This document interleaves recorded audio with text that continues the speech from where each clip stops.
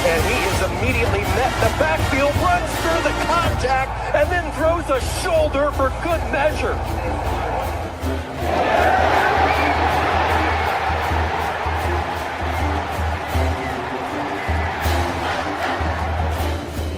This defense here. That is true. High in the air. Right center field. Brandon Compton. Welcome to 2025. This one the other way. Still going back. That's the track. Walks up and down. Edwards pulls off and buries it. Richardson drives out for Robbie Ryan. Her three right on the money.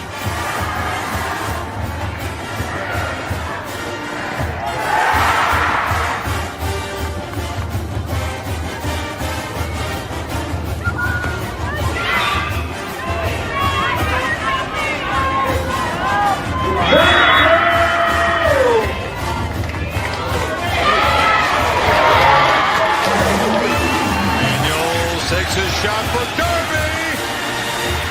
Flag out. Doesn't matter. Touchdown.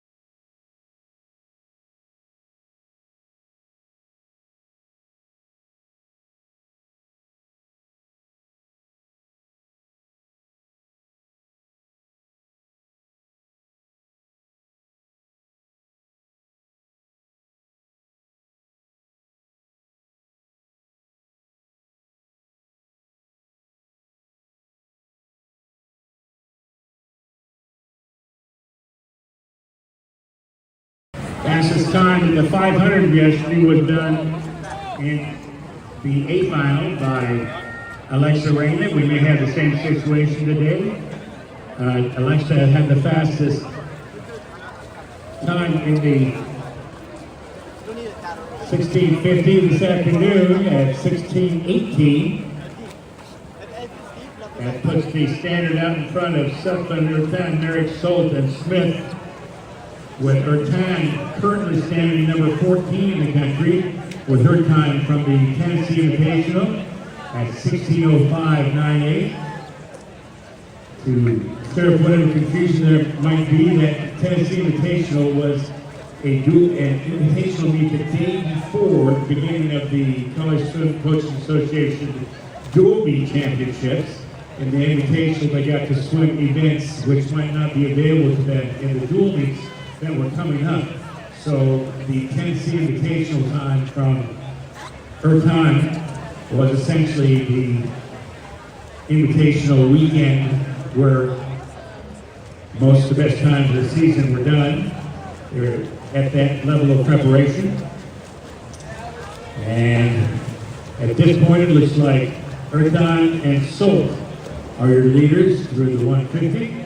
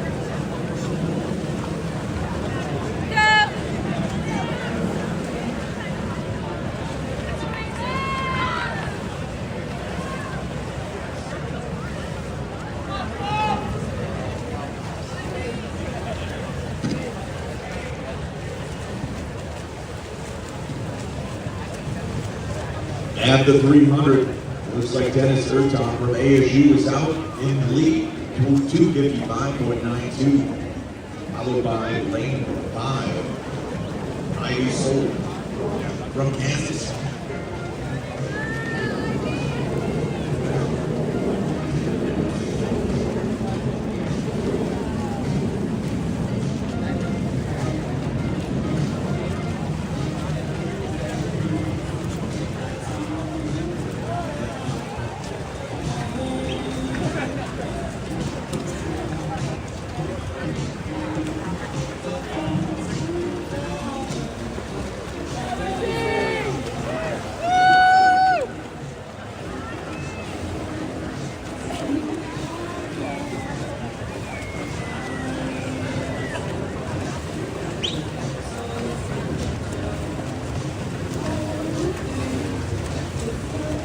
At the 400, it's still Dennis Erton with a roughly 4-second lead over Solt in lane 5.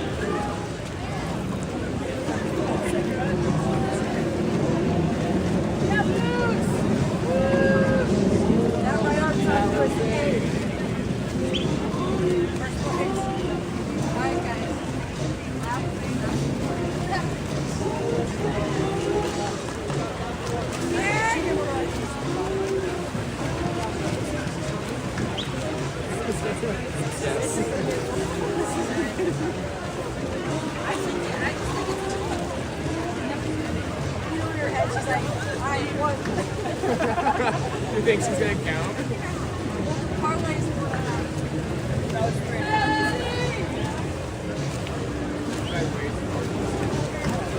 We're at the 500 now. Dennis still in the lead over Solt.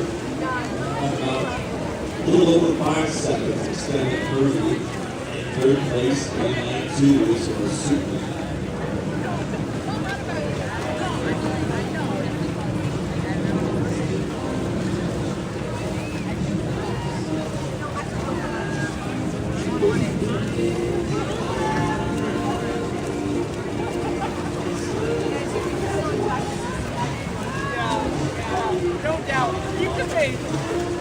We're at 16:25.29.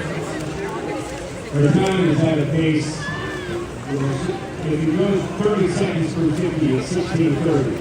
So you got to get down 4.7 faster than that to get to the cut. As soon as 4 seconds faster than that, going 30 seconds per 50.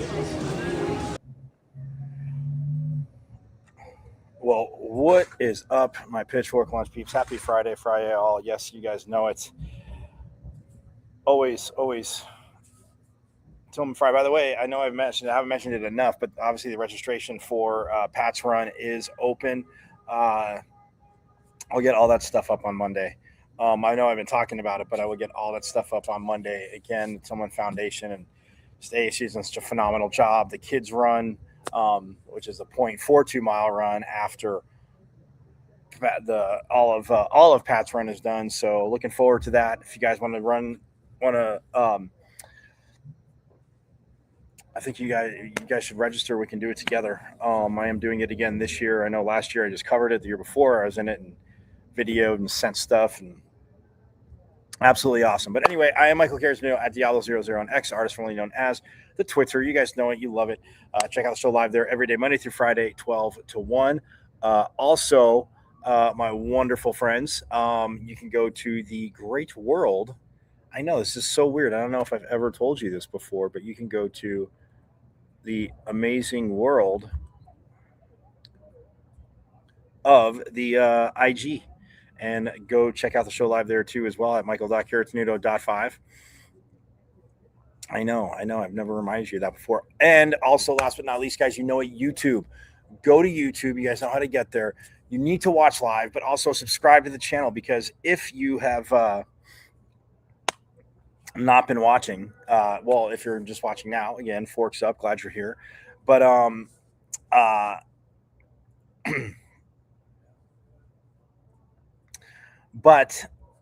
my point to that is, shame on you, but I've got you covered, because you can go to YouTube and because you have missed a plethora of phenomenal conv reviews. Had one yesterday with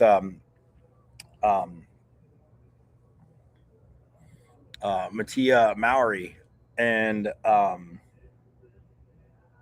Ryan King of swimming. Yeah, you guys missed that, but again, that's why you go to YouTube. And you also missed a conversation with, obviously, another Olympic medalist that is swimming for ASU, and Ilya Haroun and Johnny Kulo, absolutely crushing it. You missed that. So again, go to YouTube and subscribe. Like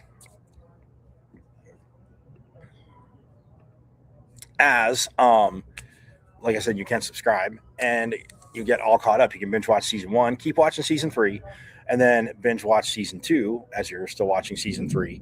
And then, literally, I think right now, if you just started season 1, I would think by, I would think by this, you would have season 1, and you keep watching season 3, you'd have all season 1, season 3. Then you could binge watch season 2 and be like, oh. Or every day, you could start now going forward, which would bum me out, but you could go with season 1 and then watch season 1 and then go to season 2 and then watch season 2. But again, binge it. You can watch 2 episodes a day. Who knows? Maybe even 3 episodes a day. And then into season 3, you want to go chronological. I can't blame you for that. Kind of like, the debate with Star Wars, for those of you out there. But anyway, I digress. So go to YouTube. Again, whether it's been coaches, players, voices, insiders, alum. Like, yeah, we're efforting. Looks like we're going to be efforting to schedule Coach Powers on Tuesday. So you guys do not want to miss that. Yeah, Coach Powers on Tuesday. And then we'll see what we can get for I'm going to work on some stuff for Monday. I started, but again, schedules, got to work it out, all that good stuff. But yes, so go to YouTube. Again, you see my name, Michael Carrasino, but it's at M as in Michael, V as in Victory, C as in Champ, 005, at MVC005 on YouTube, and subscribe for all those reasons. So look, we got a busy show. It is Territorial Cup Eve again, twice in 1 week. Men's hoops, 89-82 last time down in Tucson when they took on the number 1 team in the land, and I will call them Arizona, because yes, they still are the number 1 team in the land, and it has been quite a few weeks that they've been the number 1 team in the land. They have not lost. They're one of 3 or 2 undefeated teams.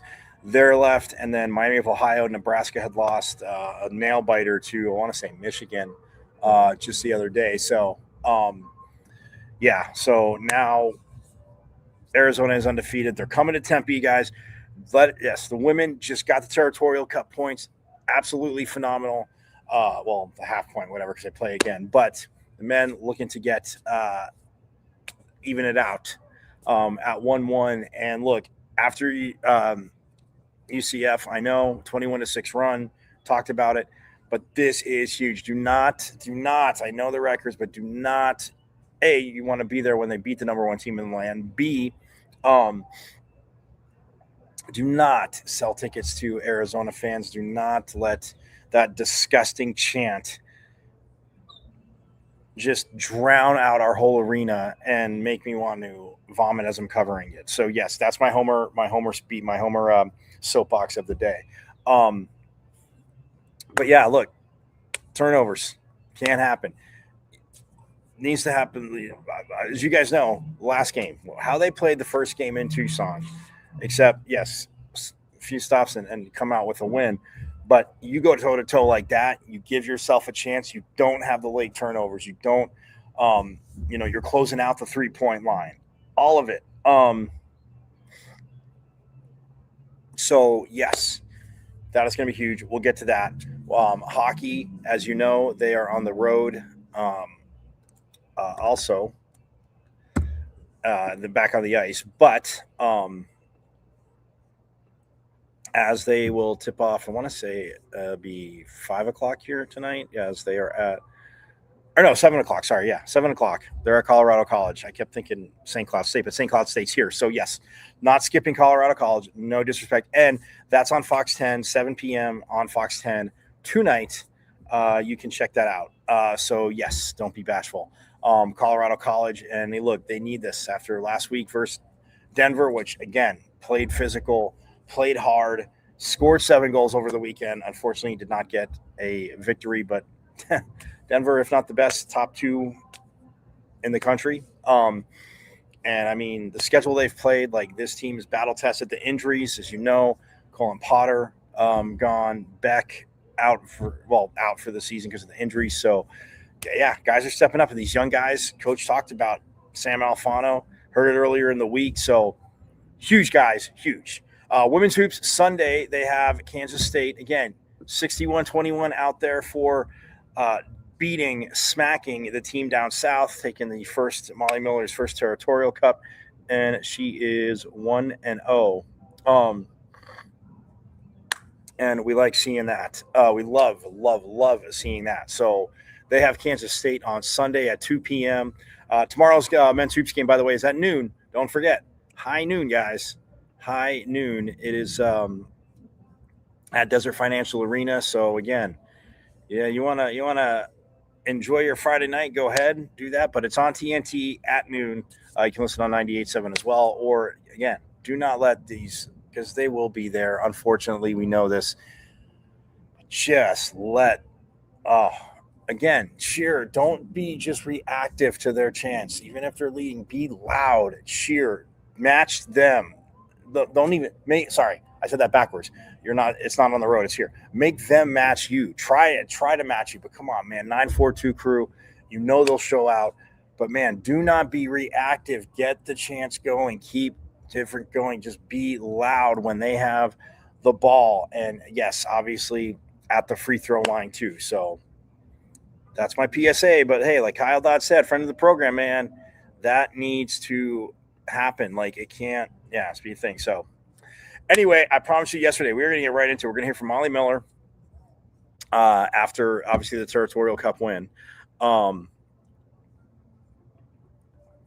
And K-State. But yeah, I got to hear from Molly Miller as they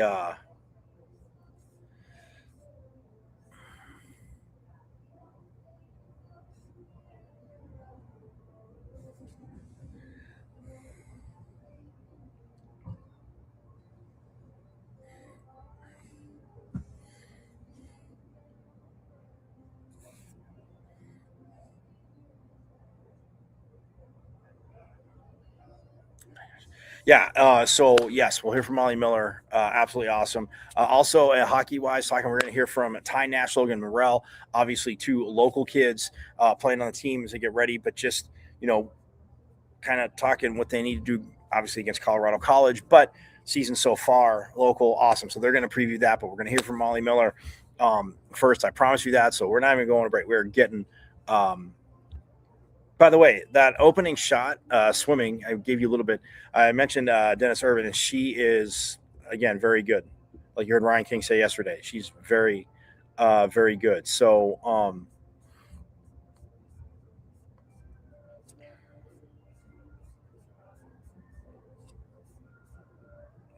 yes, that.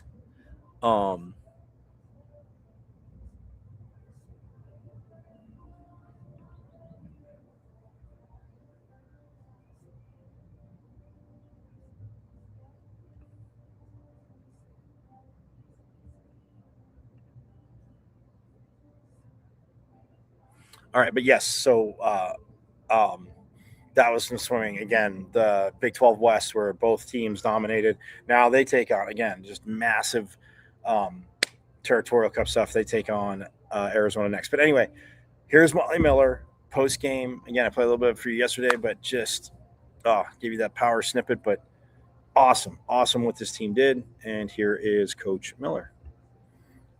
Like that, you don't like Sun Devil basketball. So it was fun. Doug had given me a stat. It was 1,148 days till ago that or until ASU had won that rivalry game. So it was just a gutsy game. You throw records out the window. You throw everything home and away out the window. There was going to be a game of momentum when they hit theirs. I'm glad we responded. We could have easily crumbled, but in that timeout, they regrouped. You could see some confidence in their eye, and we came and swung back. So proud of the resilience, proud of the back and forth fight. This was a good bounce back one for us. Hey coach, it's good to see you. Congrats on the win. It's Aya Abdi for Devils in Detail. Arizona State had 6,121 fans in attendance, which was the highest attended game against Arizona in women's basketball history. I'm just curious, what's it like to do something for the first time in your first season where Arizona State has a storied history? I mean, that attendance number is a flex, right? Yeah, no, that's not about me at all. It's about the people around this program that believe in it. There's so many people behind the scenes, and I wish I could spout out all their names, but that'd be a list of 100 plus.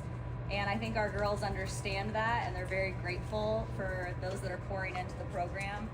So whether it's tickets or facilities or concessions or band cheer dance, everyone's bought into this. And to me, that's a humbling moment and a very proud moment and a very exciting moment that we can build on that. Coach, what was the biggest challenge during the first half? The refs let you play. Each team only had 8 free throw attempts. And then the second half, they were calling everything. What was the biggest challenge for you? Yeah, part of that is just adjustment. You know, I thought we got a little overzealous by trying to make a play when we just needed to keep them in front. Those are learning opportunities. I can't wait to get a hold of this film tonight because we can go back and learn from this game. And you have to adjust through game by game, how officials are calling it, quarter by quarter, play by play. There's a game within the game. So at one point, if the fouls are a little skewed, you need to be aware of that and play clean. And the opposite way, if they haven't called a foul very often, you need to go put someone in the rim and be strong. So it's just adjusting and kind of having that basketball IQ also. How were you guys able to kind of weather that storm at the beginning of the third? With our defense, just rely on our defense. I mean, they were scoring and we weren't scoring, so that was the problem. Now, we'll go on droughts where we don't score, but that's just this team's nature is to get stops. So if we go on droughts where we don't score, we have to prevent the other team from getting back-to-back buckets. So we usually say 3 stops in a row. So during that timeout, we reset. We say, okay, we need 3 stops in a row. That's our goal right now. So kind of compartmentalizing the game a little bit. There's not a 7-point play that can bring you back in the game. Just get stops, and then eventually we'll see the ball go in the basket for us. But it's just about getting stops. How animated were you in that timeout? Was I? I don't know. I blacked out. What happened? No, I mean, this is a passion-filled game, and I mean, I already bring a lot of energy and juice, and it's our edge, but you feel this. I mean, I've had long talks with a lot of alumni the past few days. Charlie, I mean, I gave her a hug so much she got a little makeup on my shirt, but she's been awesome. I had her in the huddle talking. We've had Jerry, a fan, who this year was his first women's basketball game, but he's been coming to Sun Devil athletic events for 65 years. Like, This means something, and it means something to that locker room. It means something to our coaches. I mean, we've got everyone bought in, and the staff is so connected and amazing in terms of the energy poured into these kids. Glove had this scout tonight, and I know he wanted this one bad, and we did a really good job in prep, but also we focused on us this week, and we got to have that fine contribution and that fine line of too much prep or too much us, and I thought we did a really good job of prep this week. Coach, the final buzzer goes off. What's the process? Thank you. That's the only way I can thank them, right? I wish I could go fist bump and hug every single 6,000 plus of them, but that's just a moment of like, I'm so gracious for their support, and it was fun. Everyone in the crowd, I hope they come back Saturday when we play K-State, because this is fun basketball. And rivalries aside, this team's going to play hard every single night, and I think fans can appreciate that. Coach, you have won your last 35 games dating back to the 2023-24 season. How crucial is it to have home court advantage from the days when you were at GCU to now being the Division I head coach for Arizona State? Yeah, 6-man is big time. I don't know, Doug, what was the stat? We hadn't played at home in 4 times in 57 days. 4 times in 57 days. So it's big time when you can get back home, get into a routine, play in front of your fans. We love the home court, so to have these 3 in a row are huge for us. You played so many close games this year. When the third quarter reversal, when their third quarter momentum was going on, how much do you think that was a factor in your team maintaining their composure and then all the way through the fourth? Yeah, I really think the games we've been in prepares us for the next one, especially if they're tight. I mean, as coaches, we're locked in, we're lockstep. The players, they've been there. You can't get or steady the ship and then put some pressure on defensively.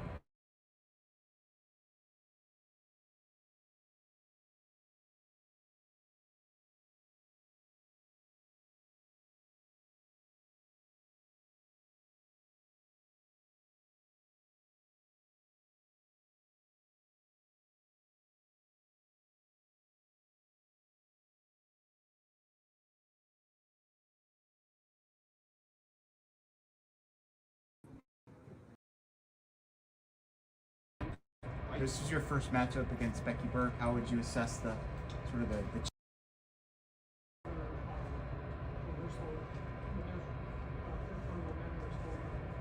How much do you think that was a factor in your team maintaining their composure and then all the way through the fourth? Yeah, I really think the games we've been in prepares us for the next one, especially if they're tight. I mean, as coaches, we're locked in, we're lockstep. The players, they've been there. You can't get too high and too low in those moments. You got to steady the ship and then put some pressure on defensively. But those games that we've had where they're single digit, I think we're like 6-1 in those now. I think that's a testament to our coaching staff to be prepared in those. They do a good job of time and score in situations. We do in the game scenarios based on how the team has defended in the past or plays they've run in the past. We run through those, and our scout coach is always really, really good about knowing those. So we feel comfortable in those situations because we've prepared for them. This is your first matchup against Becky Burke. How would you assess the sort of the chess match between the two of you, and what is it going to be like, do you think, to go We're ahead? both a little fiery, huh?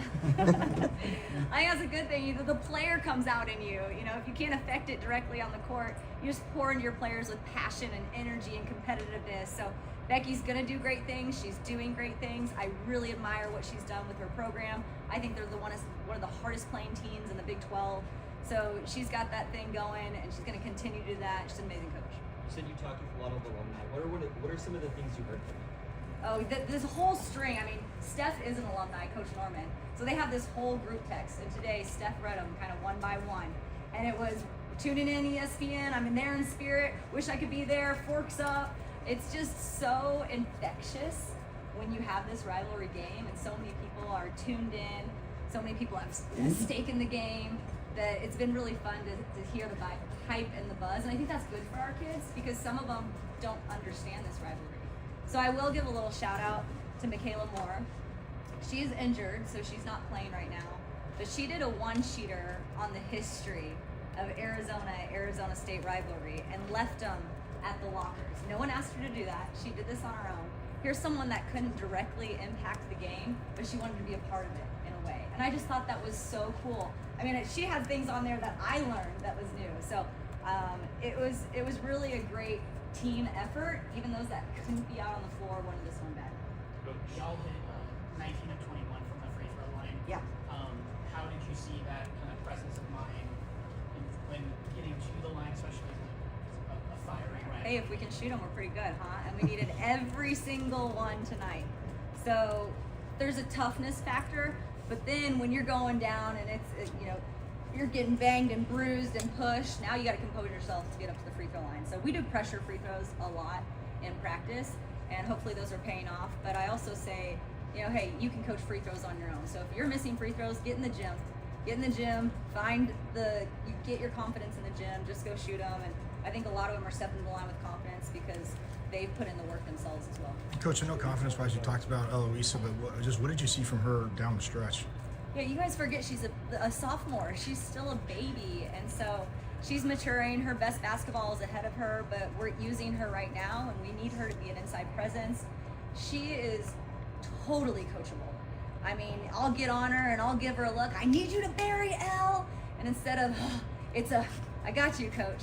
So when you have a coachable kid mixed with that heart and passion, and she's young, but she's willing and able, I think that's what makes her special and effective for us.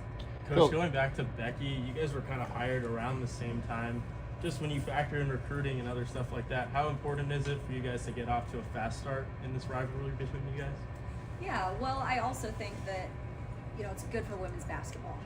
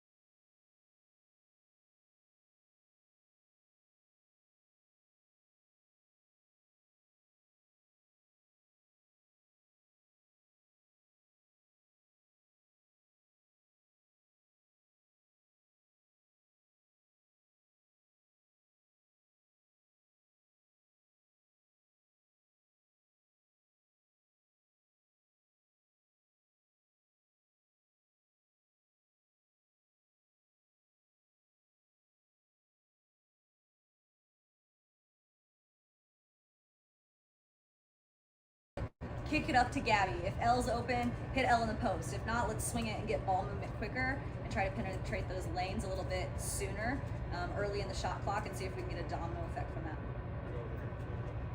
Coach, can you talk about Gabby's response, following Cincinnati, where she had that big play late in the game, but then this game, getting that steal, putting up 22 points. Just can you talk about her? Yeah, that's a vet for you, and I'm really proud of Gabby. We have these unspoken kind of me-I connections, and I could tell she was ready for this game.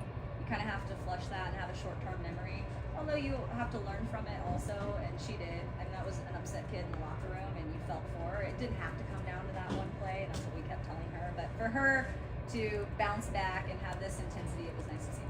Coach, kind of going off of that, how important has Gabby's steadiness been all season? Obviously not just this game, but as a leading scorer, as someone with probably the most experience on the team, just being a leader in the locker room and playing with boys, never getting too high and getting too low.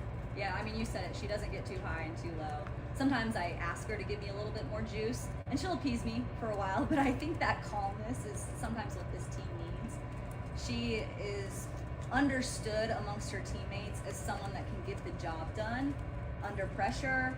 If we need a bucket, she's also really buying into the defensive end. She had some assignments the past couple games where she's shut down some shooters and done a really good job for us. So she's been reliable for us. You guys had 8 more offensive rebounds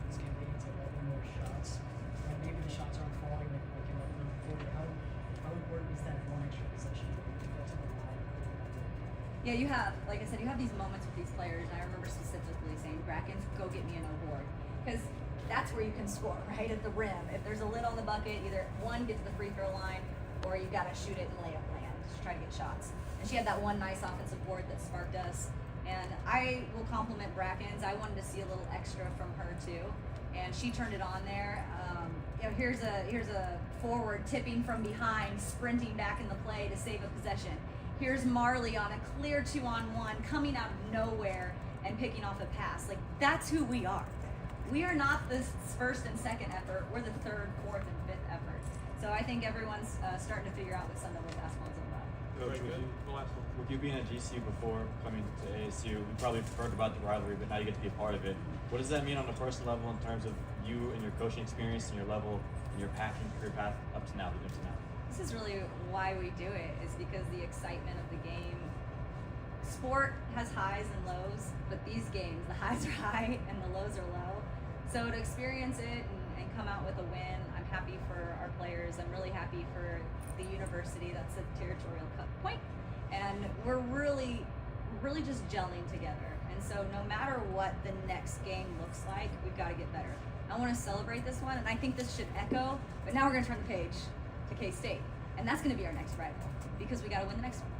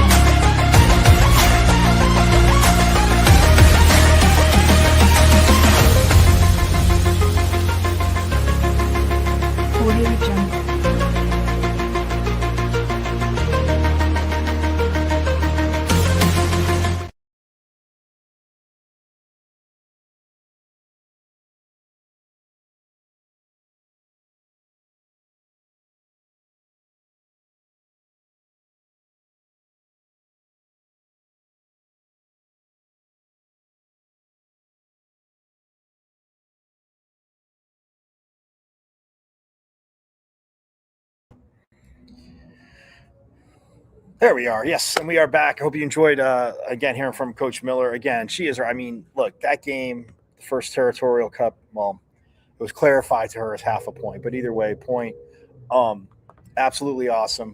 Um, like she's saying, I mean, it should matter. And yeah, 61-21. Yes, unfortunately, there were some red and blue, quite a few red and blue fans there. Um, and yes, like I said, we had to listen to their wonderful chanting. So that was always thrilling. But I mean, you heard it, like you said, the way they played. I showed that play yesterday. I mean, Gabby Elliott, when she, the ball's just like laying there in front of her, she seals it and then, knocks it away, dives, and then as she's getting control of it, she gets fouled. And I mean, yeah, there's some U of A players that fouled out. Some people messaged me about that. Like, okay, they fouled out. Look, I said this yesterday. Like the officiating bad both ways. Like there were some terrible, terrible, terrible calls, and that was, I mean, that to me, like, yeah. So it went both ways, but yeah, they fouled out and they were a little shorthanded. Like, unfortunately, it happens. But ASU from beginning to end was the better team. They just were. Um, and yeah, U of A. I mean, there is talent there, so I'm not going to count. I'm not going to. Unfortunately, I'm. I mean, for my Sun Devil love, as you know, being an alum, when I take the fan side of it, um, yeah. I mean, what? Then she mentioned Becky Burke, who played for Coach Norman. So, like, yeah, it's going to be, and we know what Adia Barnes did down there. So that in and of itself, absolutely awesome. So, but we're going to shift gears. We are going to hear from Logan Morrell and Ty Nash coming up here on, yeah, as I guess that's the Colorado College does a men's hockey team. And yeah, Logan Morrell, Ty Nash, um, two local kids, which again, absolutely awesome. Um, love seeing that. And yeah, we'll hear from them real quick. And then we will close out with, yes, you guys know it, that terrible team from down south is up here hoops wise tomorrow, noon on TNT. Oh, Bobby Hurley and this team, like, again, they're there. They punched them, and U of A is going to want to prove that, oh, whatever is a fluke. ASU, let's show out 942 crew bright and early. But anyway, here is Logan Morrell and Ty Nash. You both are from the Arizona area. What has that kind of brought to the team and hearing your name enunciated through the crowd with some cheers this season? I think it's super cool. I think it's good for the younger kids to kind of like carve the way for the younger kids that want to play here one day and show that it can be done. Yeah, I mean, I've only started at Mullet a couple times, but watching Mo skate out and hearing Mesa, Arizona is pretty cool, and I think it just speaks to our fan base here and how much they support the hockey here, and I think it's just really exciting for the future. So. How big do you feel like that is, especially after the Coyotes leaving? Have you kind of seen a lot of the fans kind of shift over and all the focus be on ASU hockey? Yeah, 100%. I mean, obviously, you never want to lose a team like that, but I think overall it made the fan base for us a lot stronger, and I think everyone kind of just moved over from the Coyotes to us. So, I think anytime that happens, it's a real advantage for us. And I mean, we see it night in, night out at home every time it's a solid crowd. So, we've been super lucky to play in front of the fans that we have, and it's just been a really good year for that. What's it like, kind of reflecting on playing here when you guys were young, and now you get to play at Mullet and bring Mullet fans here? Yeah, it's unbelievable. I know I said this a bunch, but I used to go to games at Oceanside and watch it go from Oceanside to here is pretty unreal. Mullet Arena is probably one of the best arenas in college hockey, I think. So it's great to have the fans there, sold out arena every game. So super fun to play in. You guys mentioned the fans, but what is it like having your family and be able to watch you guys pretty consistently? It's awesome. My family usually comes to every game, and I got my grandparents, I got friends coming as well. So it's kind of cool to have everyone there. Yeah, I think my parents are big supporters. So when they found out I got to come here, they were super pumped, obviously, and I think just having them at every game is really special for me, and getting to see them after the games and having grandparents come in town and watch the games is just it's super special for for both of us, I'm sure, and I'm incredibly grateful for it. I believe you two played with each other a little bit growing up, and if not, definitely against each other. What's that been like to kind of reignite that chemistry that you guys had?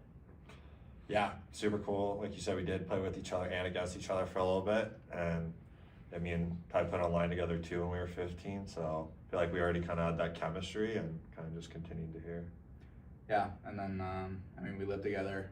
We're always around each other, so I feel like that bond is kind of stuck throughout 15s and throughout our career as junior Coyotes. So we stayed in touch throughout the years, and when we both found out we were coming to ASU, it was super exciting for both of us. Is that kind of a selling point from Coach Powers to kind of bring you both here, saying like, hey, your buddy's coming as well? Yeah, a little bit. I think Nasher found out before me, and I kind of knew he was coming here, so I texted him, and we were both pumped. Ty, how's the adjustment been going from up in Canada now to NCAA hockey? It's been a lot different. Obviously we're pretty far into the year, so I feel like I've adjusted pretty well now, but at the start it was definitely a challenge. It's a lot bigger, a lot faster, and even more skilled. So if you want to play in the top league one day, you gotta make it through leagues like these. So just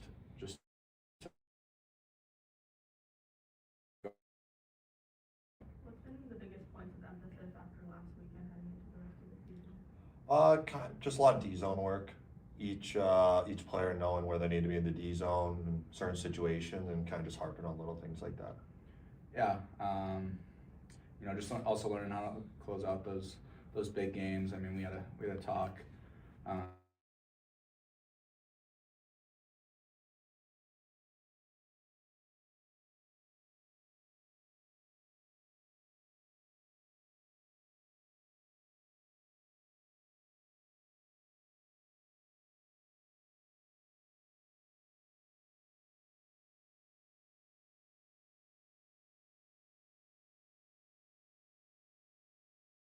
Goaltenders who have given you guys a lot this season?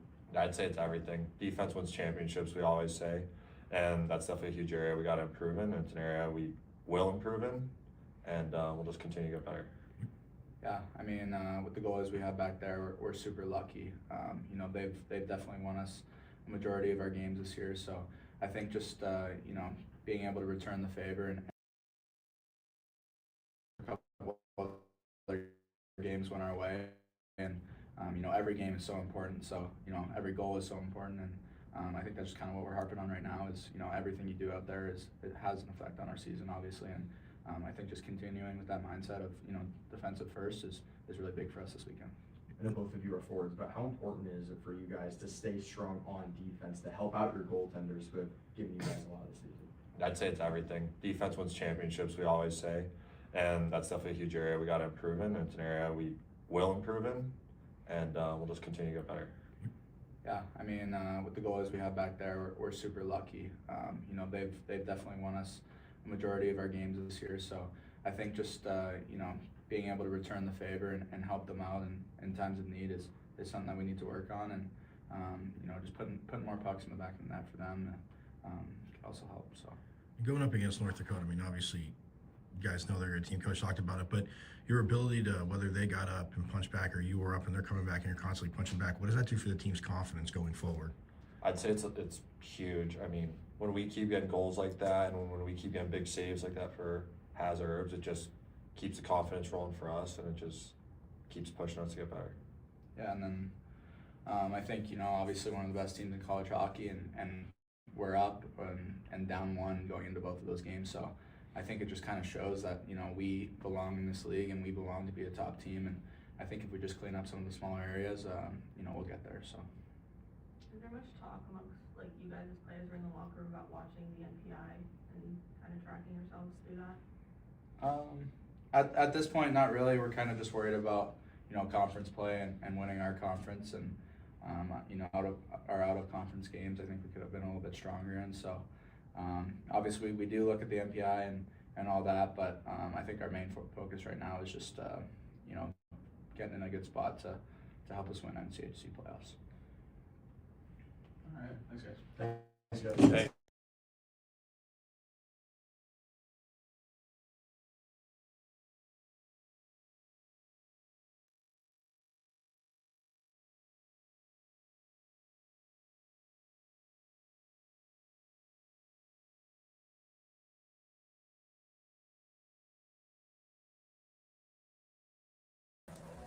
And there you guys go. Ty Nash, Logan Morrell talking, obviously being local kids, having family here, which again, absolutely awesome for them. You have a good day, Mike. Hold on one second. Hold on.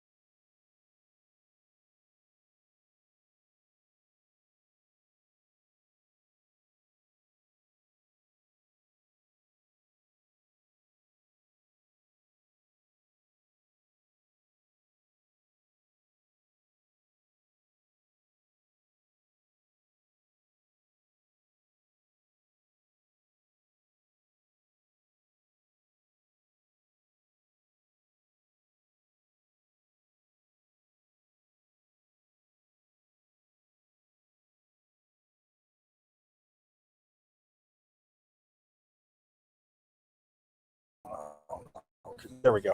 Logan Nash. Oh wow, it's good. Logan Burrell and Ty Nash. I combine their forward skills. It's like what was that? Voltron, way back in the day. I know, showing the age on that one, right, kids? But anyway, yeah, you heard him right there. I mean, being local and like I said, having the family come out. You mentioned grandparents and you know being from Mesa. It's just awesome. But and like you said, they took a lot from Denver. They want to win those games, and that's the huge part to it. They definitely want to win those games, but they just can't seem to. Well, since they can't seem to, but I mean, yeah, learn how to play without Colin Potter, very tough. Obviously, Josh Beck as well. That's very tough as too. So, yeah, I mean, when you think about it, but this team, the Colorado College, these are two games that they can get. It is going to be tough. It is on Fox 10 tonight at 7. So don't forget that. Check it out. And we will, again, just absolutely love Coach Powers' team. And like I said, Tuesday, don't forget Pitchfork Lunchers Tuesday. We shall have Coach Powers. That's efforting, but it should be pretty close. We're very close to getting Coach Powers. So, but it looks like it's going to happen Tuesday. So, forks up to that. Forks up to women's hoops, and like I said, men's hoops guys closing out on this, man. Territorial Cup. You need to get to Desert Financial Arena tomorrow. Games at noon. Get there early. Again, do not just be 942 crew. You guys are always up to the challenge. You're loud, you're creative, but it is up to you. Get the cheering going. Make them be reactive to you. Don't just start cheering once they're sitting there. Oh, U of A, and then try to get the chant going. Like, be loud, especially when Arizona has the ball. Make it just extremely tough for them. You look at Mo Odom's still third in the conference in assists, but I mean, you look at the number one team in the country, Arizona. Oh, weird. They lead the conference and they're tops in points per game. They're tops in field goal percentage at 51.6%. They're tops in points differential, 21.3. You guys getting a theme here? Well, defensive wise, that's weird. They are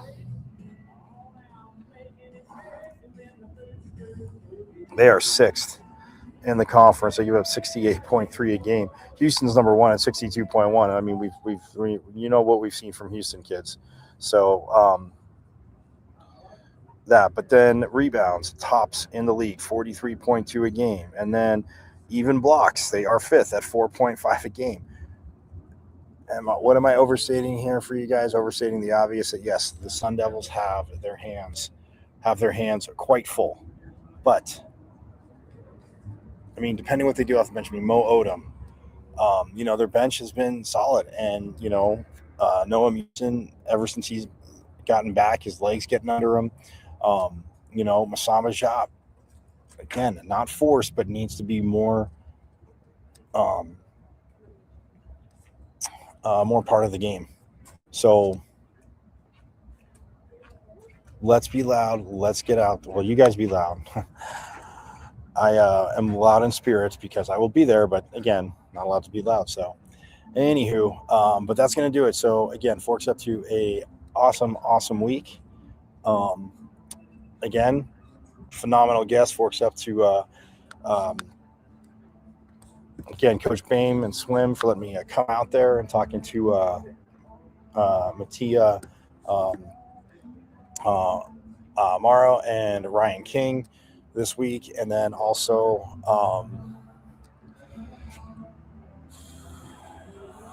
just again, sound you got, being out of practices, games, everything. Forks up. Let's go. Forks up to women's hoops again. Coach Miller is now 50-7 in her last 57 games. So a lot of awesome stuff coming up this weekend. Again, hockey tonight, tomorrow night, men's hoops tomorrow, women's hoops Sunday, free celebrity softball at Phoenix Muni for ASU baseball. So yes, check that out. Cam Scattaboo will be out there. Spencer Torgerson will be out there. Again, a lot of awesome alum. They're headlining the awesome alum that'll be out there. So nonetheless, have a phenomenal weekend. Let's go Devils. Forks up. Let's get it done against Arizona. Let's get it done against Colorado College, K-State, all of it. So I will see you Monday, same bad time, same bad channel. And yes, it is #OurState. Thanks to reigning back-to-back Big 12 champs women's volleyball for always making sure that I reminded you guys that it is #OurState. And that is for you, team down south. So just remember that it is for you. So, but yes, I shall see you Monday, same bad time, same bad channel. And you guys know it. As always, go Devils. And yes, as always, Forks up. I went to Arizona State. Right. I'm a Sun Devil, man. The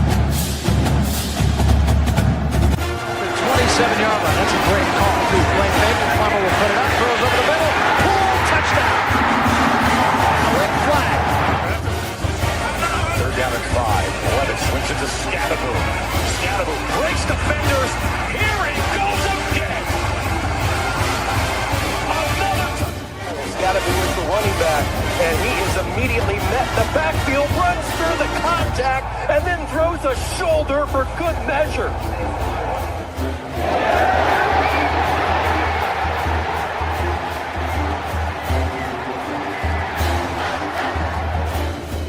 This team this year. That is true. High in the air. Right center field. Brandon Compton. Welcome to 2025. This one the other way. Deacon still going back. That's the drag. Walks up and down. Edwards pulls off and buries it. Richardson drives out for Robbie Ryan. Hurt 3 right on the money.